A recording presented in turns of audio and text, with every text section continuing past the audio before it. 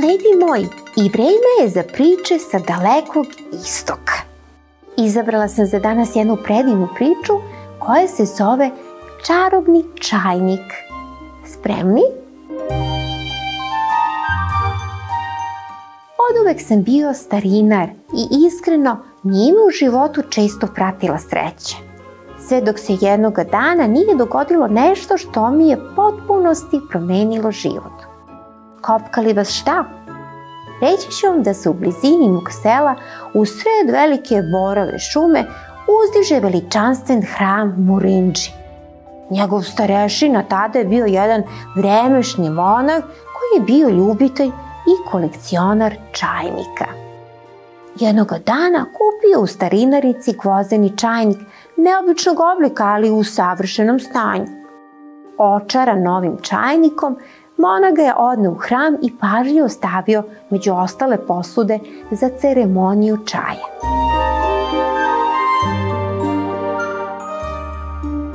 Iste te večeri odlučio je da ga isproba. Napunio ga i stavio na šporet da voda provri.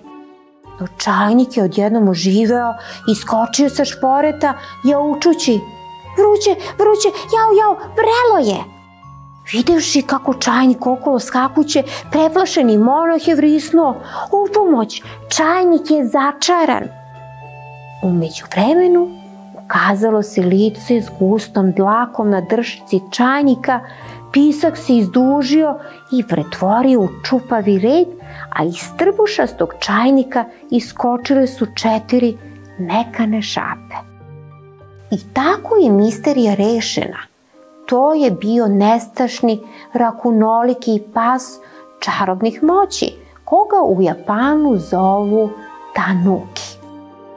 Čuvši jauke svog starešine, nekoliko mladih monaha pohitalo je da mu pomogne da uhvati živog stvorence koje je jurcalo okolo, obaralo nameštaj i razbacivalo predmete na sve strane. Kad su ga konačno uhvatili i zatvorili u sanduk, Tanuki se neko vreme vrpoljio, a onda se iznova pretvorio u čajnik, ostavši nepomičan na dnu sanduka.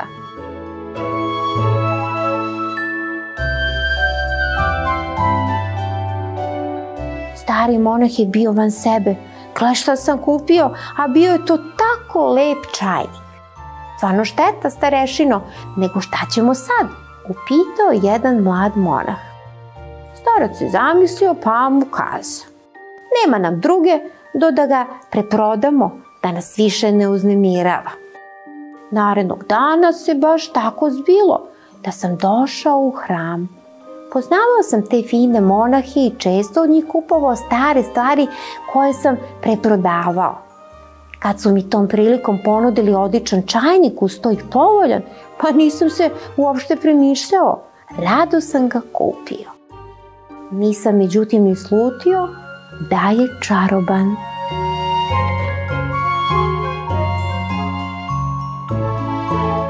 Po povratku kući toga dana natočio sam sebi čašicu sakija. Uzeo sam čajnik i divio se njegovoj veštoj izradi, pa čestitao sebi što sam bio dovoljno pametan da ga kupim. Ubrzo potom zaspao sam kraj vatre. Snevajući o snežnim vrhovima planine Fudži, međutim i sna su me trgli povici. Starinaru, hej! S mesta sam otvorio oči i našao se licem u lice sa životinjskom njuškicom i 4 noge koje su iskočile iz unutrašnjosti čajnika. Uplašen i zabezeknut, promumlao sam: Ti si čajnik koji sam kupio u hramu, zar ne?" Tanuki se zakikotao: "Tako je, zovem se Bunbuku Čagama, čarobni čajnik.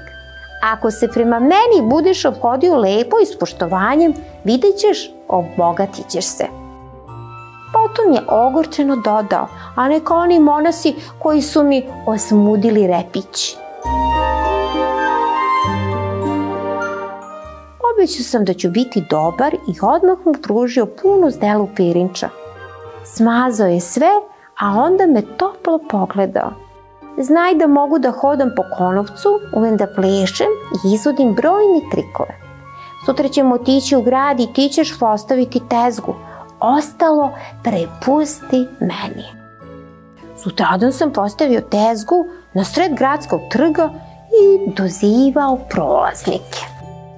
Hodi narode, danas ćete moći da gledate predstavu jedinstvenog i čudesnog Bumbuku Čagame. Radoznali svet se okupio oko tezge, a moj se čajnik odjednom pretvorio u mekog i debeljuškastog Tanukija.